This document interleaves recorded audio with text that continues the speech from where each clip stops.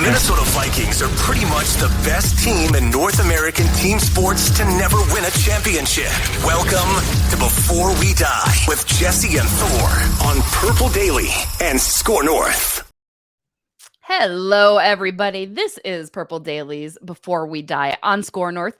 Thursday edition. We're coming to you with content Mondays and Thursdays each and every week. We're just happy when Thor shows up on time and on the correct day.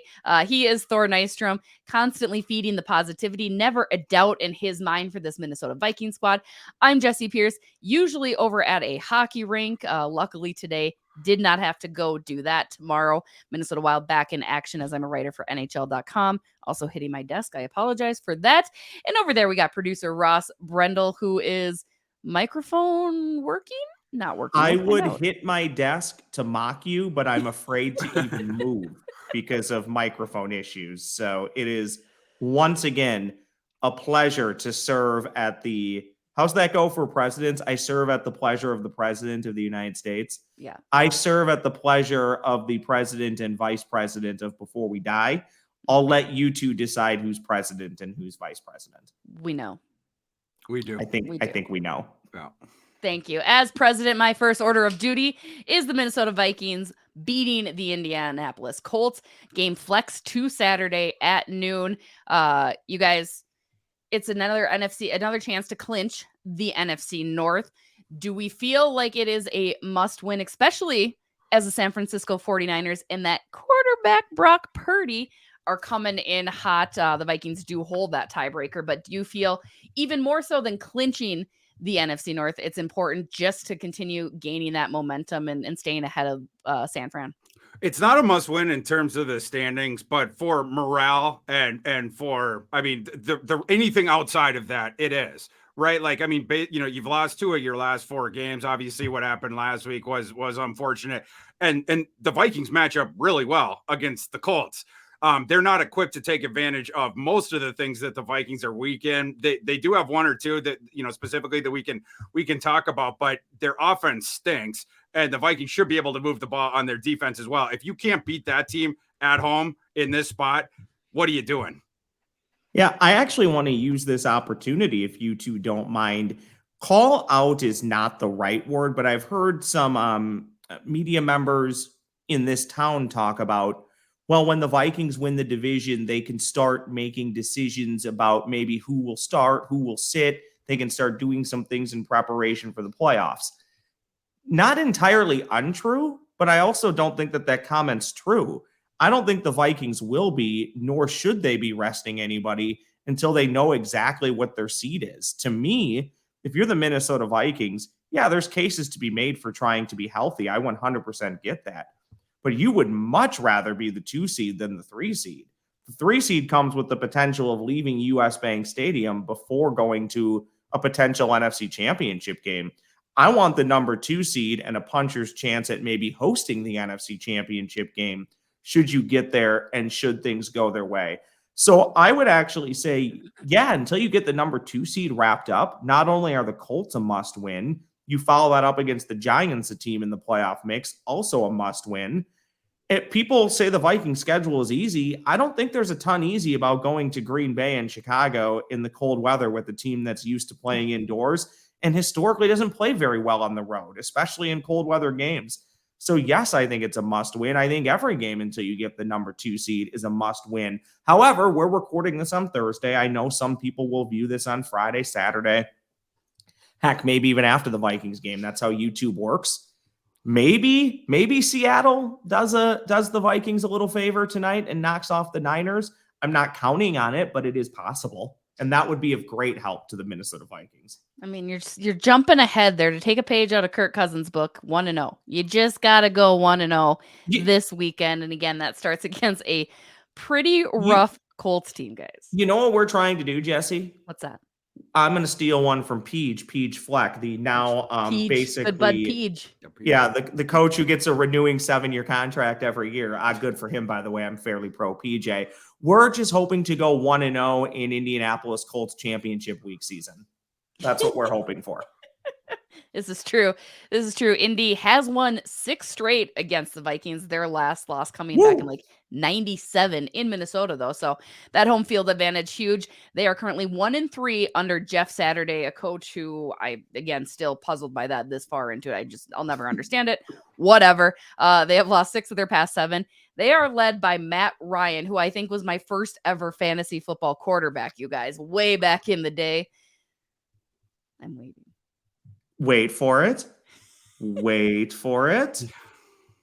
Obligatory fantasy football mention. Exactly. I'll hit you with the second one just because of the delay.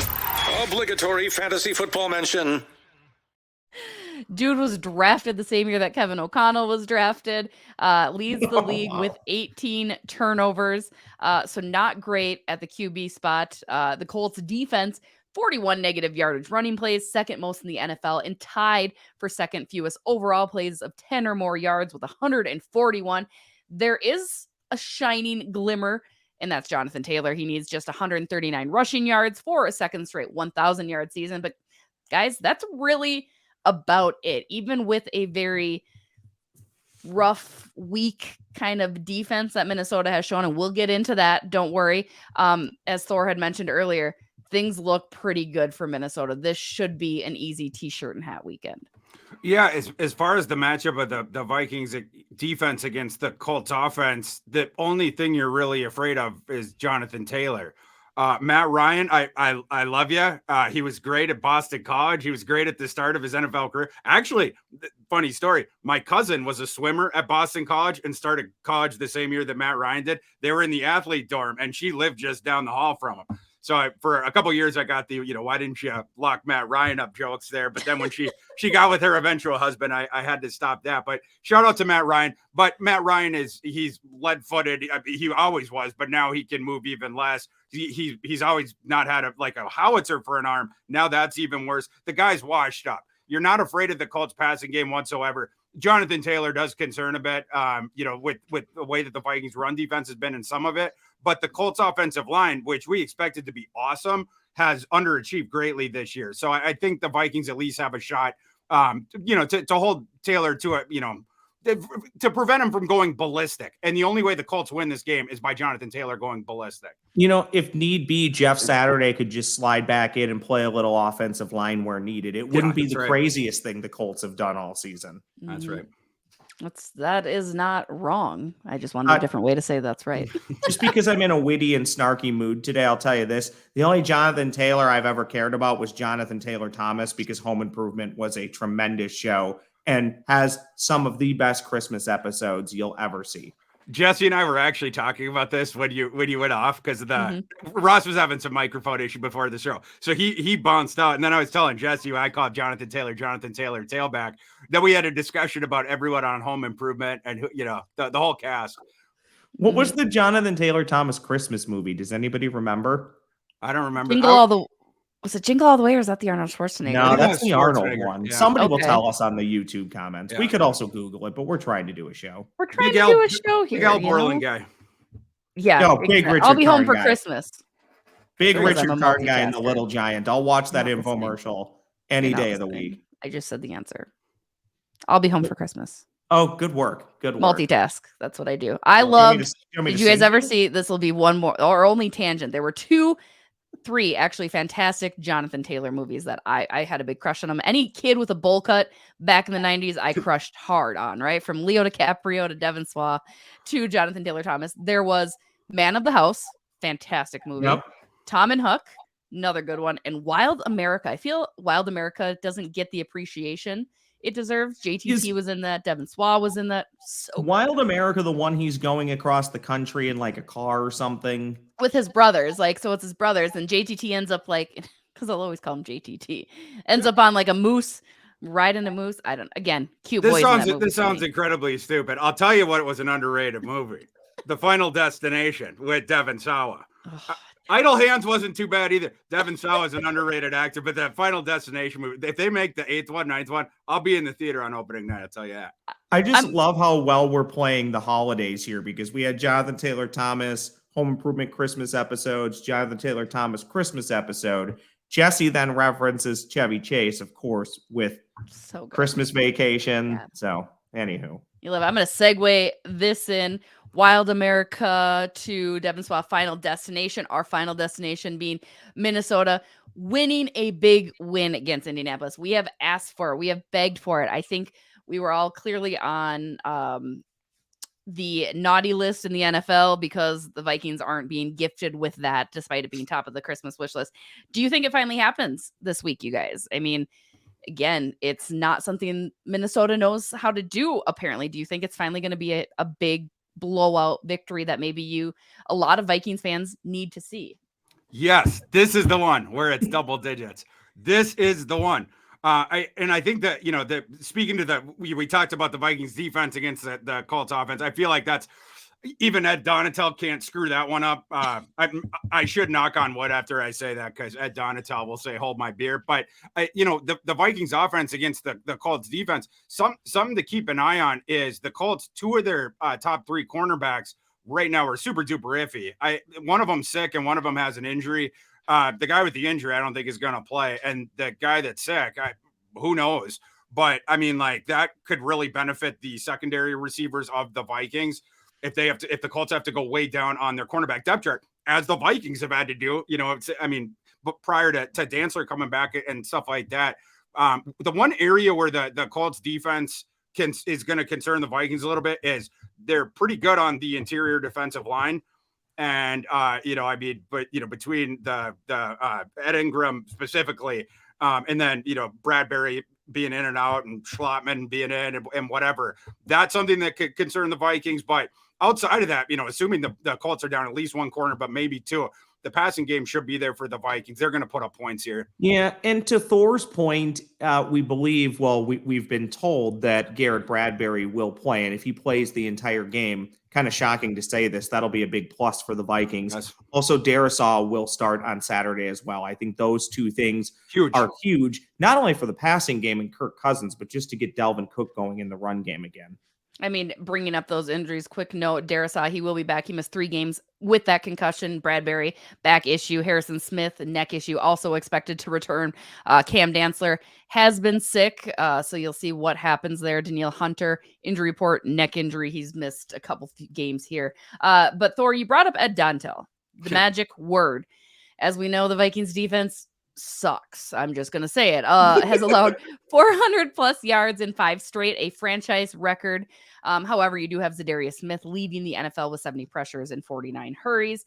The question I have about Ed Donatel, so we had KOC come out and say he's not looking at any staffing changes, aka everyone wanted Ed fired. KOC is probably not going to go that route, but something needs to be done with the defensive schemes, right? And who's making the play calls. I have a good before we die about that today, guys. But looking at Ed Donatel, he was asked the same line of questioning about what's going on with the defense on Wednesday. And he said, I don't think it's ever drastic. I really don't think it's drastic. You set your plan in April or May of what kind of team you want to be. It seems to me when he says these types of things, he's not taking full accountability, saying, yeah, I'm kind of in the rough. You see KOC so quick and almost to an exhaustive point, like, oh, it's my fault. This loss is on me, yada, yada, which a head coach tends to do. But I don't know if Ed Donatel has looked himself in the mirror and been like, you got to be better. We got to do this. I mean, do you guys think Ed is taking enough accountability for the defensive struggles? Because as you guys have mentioned, they have some solid defensive players, but are they being utilized the right way? Instead of talking about the accountability thing, what frustrates me about that comment is it goes in line with what I already believe about Ed Donatel, which is like, I have my system and I'm not making adjustments. If there's something wrong, it's because the players aren't executing. And it's like, Ed, you need to make in-game adjustments. And you can't just set this thing back in April. And really, it was whenever, he decided to learn this system or whatever. Just doesn't seem like we're getting the in-game adjustments. That's my frustration with him. But again, a good thing for the Vikings on Saturday is they're not playing an offense that is equipped to take advantage of all those quirks and foibles of the Vikings defense. When we were doing a little pre-show back and forth, and Jesse, you hit on this, so I won't elongate on it too much.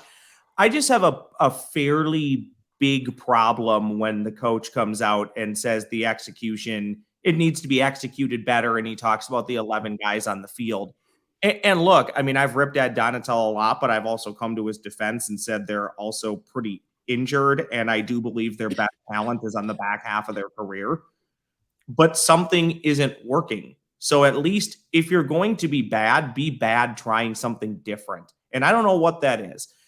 We've made the argument you can blitz more. Well, if you blitz more and you don't get home to the quarterback, it's going to leave your secondary even more exposed. Maybe that isn't the answer. I don't know what the answer is, but my comeback to all of this always is. This happens in college. Well, if you fire the coach, who are you going to get that's better? Not my job. You know whose job it is to figure it out and be better? It's Kevin O'Connell, it's Ed Donatel, and it's the coaching staff. It's not our job to do it. It's their job to do it. I mean, we'd step in. We seem to think that we could, right? Like, you pay me that kind of money, I could probably run the team, the defense just as well as he does. No. I'm the common guy coordinator. I won't let the Dalvin Cook jump pass happen on first down. To Thor's point, third down, fourth down, maybe. First down, no. Common guy coordinator right here. The Vikings are 24th in blitz percentage, 24th in pressure percentage, and it's funny how that correlates. I know, right? And quarterback knockdown percentage. So I would agree. I mean, I think Thor nailed it as well, is just the fact that you have to be able to make adjustments. And Ed is clearly not up for that. Personally, for me, watching the Vikings defense makes me want to drink a lot. Any idea where I could go get some delicious adult beverages this weekend in particular? Jesse, myself, not even myself, my friends at Lake Ridge Liquors, they can help you with that. I've told you before about their huge local craft beer selection, including, yes, Before We Die from Surly, over 1,000 wines in stock. I can't even comprehend how many wines 1,000 is, what that looks like. But actually, I can tell you what it looks like because I've been into Lake Ridge Liquors, and it's awesome. Great staff, Minnesota-owned, Minnesota sports fans. They got that 40-foot-long wall of whiskey, including that Lake Ridge exclusive barrel pick of Jefferson's Rye single barrel. Check this out. Only 4 barrels made it to Minnesota. They got one of them. A convenient location just 30 seconds off of 694 on Rice Street. Great opportunity right now to restock up for your holiday parties or get that perfect gift for the holiday season. They have a rewards program. Make sure you mention Score North and ask them about it when you're on site. They'll spot you $5 on your next visit. Again, just 30 seconds off of 694 on Rice Street. Honestly, we say this all the time on all of our brands. Mackie and Judd, Purple Daily. Support those who support us. Great group of people, great store, great location, fun place to stop in and stock up. Lake Ridge Liquors. I bet Thor's going to head there because we're going to mention how I'm atop Thor's hammers yet again this week. Whoop, whoop. We got to catch up to her, Thor. We really have to catch up to her. Thor's hammers. And we will this week. This is our week, Ross. Let's show the standings first for the people. No, you don't need to. Actually, I just love the way Big Voice Guy says Thor's hammers, so I'm going to play this one more time. Thor's hammers. Yeah, he gets excited. He does. Yeah, Look he at gets that. jacked up. Jesse, You're still on top, but look, we're within 8. Yeah.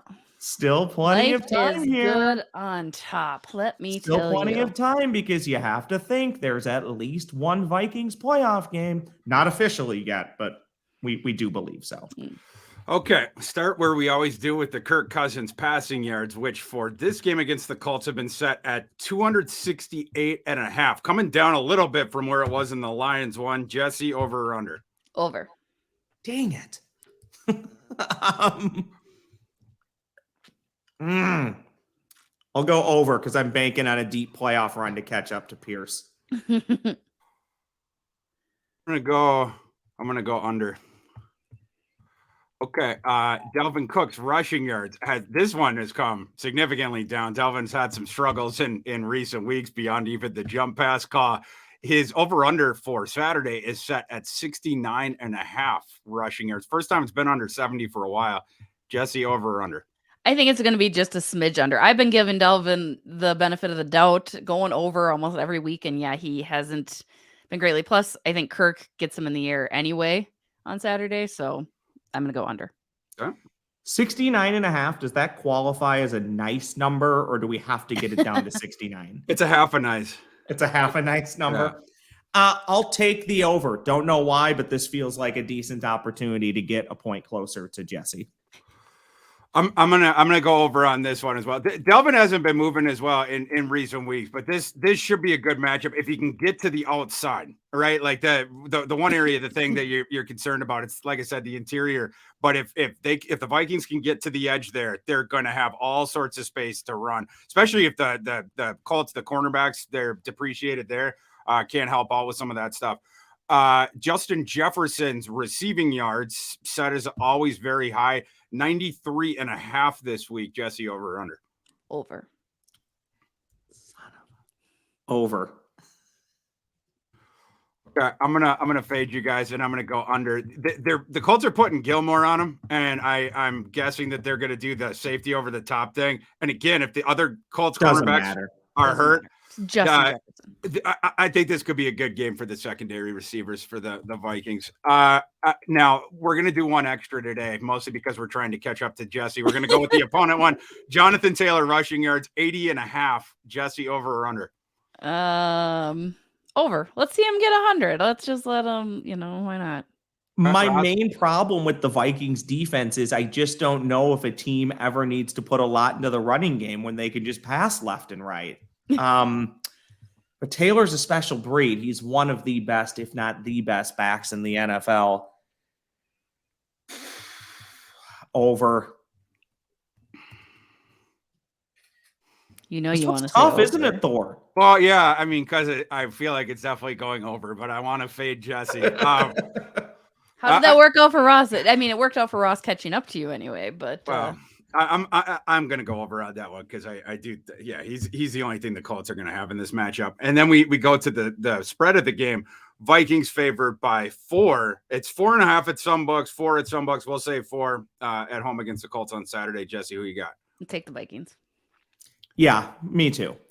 I don't know if it's going to be our double-digit victory that we want, Thor. I won't believe it till I see it, but I think they can win by a touchdown. Gotta go a lot more. Got to go the Vikings here. If they don't win this game and they can't cover this number, then we're hitting all the panic buttons next week. If you can't beat this team at home, and it's only 4 points, I mean, in its own way, that feels a little disrespectful as well. Colts on a 3-game losing streak and stuff like that. Last one, the point total of the game is set at 48.5. Jesse, over or under? Over. Yep. Ross? I'll go under. Yeah. I'm going to go, I think this one's close to the margins, but I'm going to shade it over. I'm going to say Vikings 31, Colts 20. Yeah, that's what I was kind of thinking. I was like, I think we'll get into the 50s. Yeah, we're getting that double-digit win this time.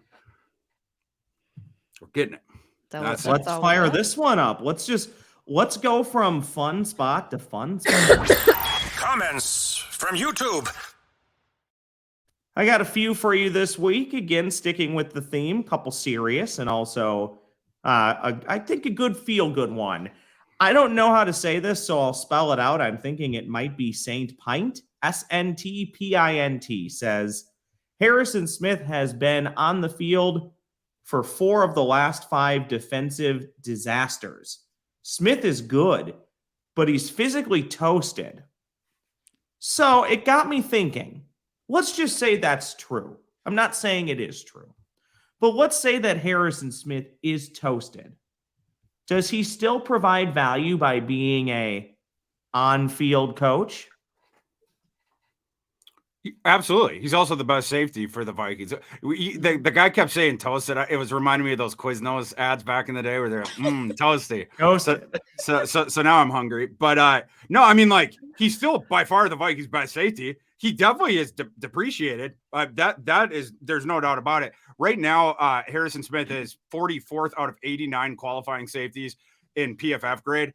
But Cam Bynum is 69th, and the rest of them are even worse. Nice. So it's, especially not nice. Well, there you go. You got your one. But yeah, I mean, yes, he helps with that stuff. He's also, we've seen very good situationally still and stuff like that. And he doesn't have the coverage breakdowns like Cam Bynum was having every friggin' play last week. So yeah, I mean, he's still a valuable player for the Vikings, even though, he has gone down a little bit. I mean, I would just double down on he's the best you got. Right. I Yeah. think it's, that's what you go with. I mean, is it frustrating? Yes, but the entire defense has been frustrating. So it's not just Harrison Smith underperforming either. So yeah. Jared Pribble on the YouTube machine says, y'all notice Cook gets no yak anymore? He doesn't even try to fight for extra yards. I don't know if he's protecting his shoulder or what, but he runs soft now. Didn't used to. Again, I don't necessarily believe this, but I do love the alliteration. Jesse and Thor, is Dalvin Cook cooked?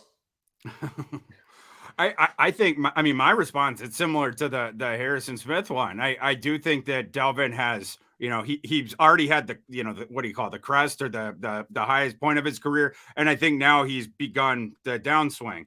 We're not going to see the best of Dalvin Cook again, but I mean he's still a okay solid starting running back. Him and PFF grade, it's sort of like with Harrison Smith, he's 45th.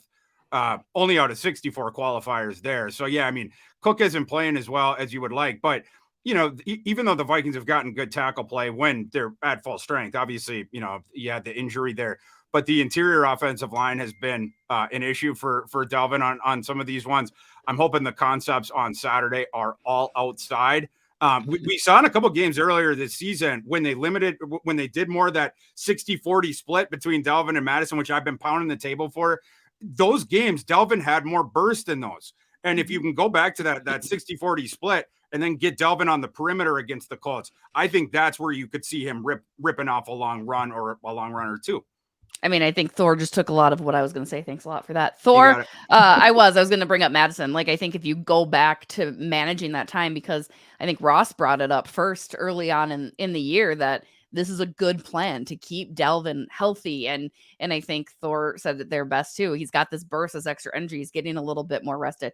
And now I do also want to be fair to Dalvin. I think a lot of us are looking back just on the game on Sunday, which was hands down the worst, most inefficient game he's had in his 6-year career. So I don't want that to fog and cloud everything that Dalvin Cook can accomplish. But yeah, I mean, I would like to see more of a split with Madison in order to maybe get back some of that good cooking, if you will, to close out the year. I like what you did there. Thanks. We'll close with this one, a feel-good one, and I really do appreciate this. I think you two will appreciate this as well. Spare Time says, this is the best show on Purple Daily. Your analysis and analogies are spot on. Keep it up. I listen to every episode. I would first say, I think all the work that we do here is really good work and a bunch of hard workers. So if you love this show and it's your favorite, great, but please don't discredit the other work and shows that are on this Purple Daily podcast network. But it's honestly, we love the feedback, even the negative stuff, but it is good to see the positive stuff. So thank you, Spare Time, for that. Yeah, thoughts from you two. He probably was meaning to send that to Mackie and Judd, and he just accidentally sent it to us. But that's okay. We'll take it. We appreciate it. Well, believe me, the comment was forwarded to management. So yes, yeah. Mr. Hubbard has seen this, right? Like, we're certain of that. We're looking to go prime time. No, I think it gives me an opportunity to thank both of you. Again, I came into this show as a fantastic way to challenge and broaden my sports, and having been with the NHL for the past 8 years and focused solely on hockey, it allowed me to get back into other sports, which is something I had always been passionate about when entering this career. But a lot of that credit goes to you guys. You guys bring the knowledge, like we said in our first ever lunch meeting, was, just pass me the ball and you know what to do with it. So that's what I've been doing. You guys are awesome. So, and of course, all of our audience for continuing to stick with us through the ups and downs, ebbs and flows. And it just wouldn't be this podcast. I don't want this to happen, but it wouldn't be our maiden voyage of doing a Vikings related podcast in the Purple Daily Network if we didn't get the ultimate payoff of going to a Super Bowl, winning a Super Bowl, or at least the gut punch of losing another NFC championship game. It's got to be one of those three, right? We need that. We need more shows. The masses want the content. The sad part, this is what this franchise has done to me for as much as I love them. I can clearly fathom NFC championship heartbreak. I still can't fathom jubilation of winning a Super Bowl. I can't. Like, I Like, can't what do you even do with your hands? Yeah, I Like, can't even how do you process. celebrate? Like, what's a parade? Like, what is that all about, right? I just want I to don't get know there. what to do with my hands, Jesse. I can't process it, but I can tell you one thing that I do know how to do, and that is give back when the time warrants it and when the situation merits it, which leads me to a brief message on behalf of the crazy and Canadian Cousins Crusaders of Purple Daily. Say that 5 times fast. We have a group of Cousins Crusaders. They are huge Kirk Cousins fans. They reached out and asked if they could celebrate this very fun season with Purple Daily and Purple Daily listeners, and asked us if we'd help donate and raise funds for Kirk Cousins charity. Of course, we said that sounds like a great cause to us. Super simple, kirkcousins.org, his name, kirkcousins.org. Click on the donate button, donate whatever you can. It would just be awesome, a great gesture this holiday season. When you donate, if you wouldn't mind, on behalf of the Cousins Crusaders of Purple Daily, maybe make a little note that just says that's why you're donating. That's kirkcousins.org on behalf of the Cousins Crusaders of Purple Daily. And with that, it is time now for the Before We Die crew to give us their Before We Dies. You know, much like the Minnesota Wild, slow start out the gates with those buttons there, Ross, but you've really, really cleaned it up. I'm proud of you. Oh, thank you. You're welcome. I'll start if you don't mind. Yeah. I'm going to dovetail off of Thor's idea. So Thor had the brilliant idea of the Roomba snow machine, snow thrower, whatever you want to call it. And it sparked a thought in my mind. Have you guys seen, I don't really know what to call this. I'm going to use the word, please don't take it dirty. No, I'm not even going to use it. But it's a thing. This audience can't control themselves. Now I need the dirty version. I was going to call it like a bra that you put over your window when it snows, right? Have you seen these things? It's a massive thing. And when you come out for work at the end of the day, you just pull this thing off and you dump all the snow on the ground and your windshield looks pristine. Yeah. That got me thinking, why can't, and I know you can, but we should have stuff like this for decks. We should have stuff like this for people's roofs. I should be able to dome my entire property so I can't even get snow.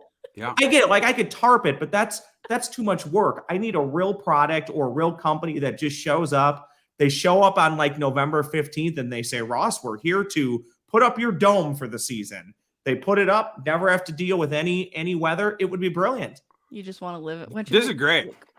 Would it be thousands of dollars? Yeah, probably. Would I pay it? Probably not, but I'd still like some of the royalties. You think you move out of Minnesota, maybe too. But no, we're never doing that. That's what I got. Bury me in that frozen ground. That's my Before I Die. I do have a quick sports one. I'm going to double up. This is college football related. Kalyn Barnes is leaving the University of Minnesota. Yeah. He's their running backs coach and associate head coach. He is off to coach the mighty Kent State Golden Flash. My long-term Before We Die, if he is successful there, Kalyn Barnes will eventually be the head football coach at the University of Indiana. Oh, I like that. That's his alma mater. So I feel like if he can be successful at a downtrodden program like Kent State, Indiana fires their coach. Seems like he'd be a logical fit. All he's got to do is win 8 games next year because Tom Allen is not long for Indiana. I think he's been given the 1-year thing. So we'll see how that goes. What do you got, Thor? My Before We Die is before I die, Jesse will set me up for my Kalyn Barnes thing. Where was my Kalyn Barnes? Yeah. I know. I was like, going down the rundown, and I was like, didn't bring it up. I'll set you up. Kalyn Barnes signed off the Dolphins practice squad. Thor, our resident analyst, what you make about this cornerback signing? Yeah, so Kalyn Barnes, for people that don't know, is an absolute burner. He at the combine, he runs a 4.22 or 4.23, I'm sorry, confirmed, which was the fastest time by any defender since 2003. That was so long ago. That was the year I graduated from high school, and you can probably tell how old I am now.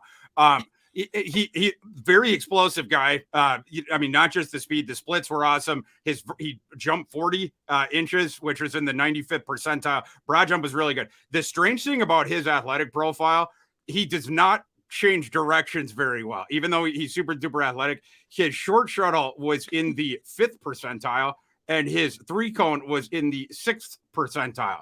So that's like his RAS score overall was in the 63rd percentile, despite the fact he was in the 100th percentile for the 40 and the aforementioned all the other stuff.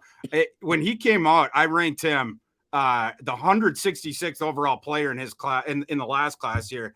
And then the 22nd cornerback. Yeah, he went to Carolina, drafted by the coach who had recruited him out of high school, Matt Rule. Of course, Matt Rule then, he's gotten the axe. He's back in Nebraska now. But I do think at least bring him in, take a look. Your cornerback room, we've seen all the issues they've had, then the injuries, everything like that. You cannot teach speed and north-south explosion. He has those things in spades. The rest of it, maybe Ed Donatel will have to work with. Maybe we can't be so confident about that. Boy. the kid's at least worth a look because he's got world-class speed, legitimate world-class speed. I think I just want to point this out, Jesse. When Thor started throwing a bunch of numbers out there, I was already lost trying to do the math at how old he might be, which I think is 38. That's right. Nice. Yeah. It's been a long time since someone ran as fast as Kalyn Barnes at the combine. The whole point. Been a long time. Take it away. Take us home, Jesse. Before we die, I'll stop putting a quarter in Thor at the very end of the show as we try to close things out. You're supposed to do it earlier, but I'll love. There was no good segues. I pride myself on my segues. There was no good segues. You're ruining this. No, my real before we die, I alluded to it at the beginning of this week's episode. And yes, it has to do with the Minnesota Vikings defense. Yes, it has to do with Minnesota Vikings, Ed Donatel. I do think before the season's over, before I die for sure, but before the season's over, to really pinpoint it, there will be defensive staffing changes. No, I'm not saying that Ed Donatel will be fired. I don't think he is going to be managing and overseeing the defensive schemes as we have seen. I think Kevin O'Connell, it's probably not as hot of a take as my little internal brain thought it was this morning, because that's the adjustment that needs to be made. But I think we will see that before the season is over. Ed'll be down on the sidelines or something. He's not making the full on calls from up top. That's what I'd like to see. Anyway, I can definitely see some minor adjustments, or maybe somebody else is handling at least a part of play calling. I can definitely see that. I think Judd has even floated that on the flagship. But again, this is my idea. Yeah, you're right. And it's before we die. I'm done. I'm done. Nobody ever thought of this thing ever. I'm muting myself. Take us home. Except for Hennepin. Or did the mic go out? We're not sure. Guys, that's going to do it for this week's episode of Purple Dailies Before We Die on Score North. As always, we appreciate each and every one of you checking us out. Don't forget to check out all the Purple Daily content coming at you daily. This show in particular, releasing new episodes Mondays and Thursdays.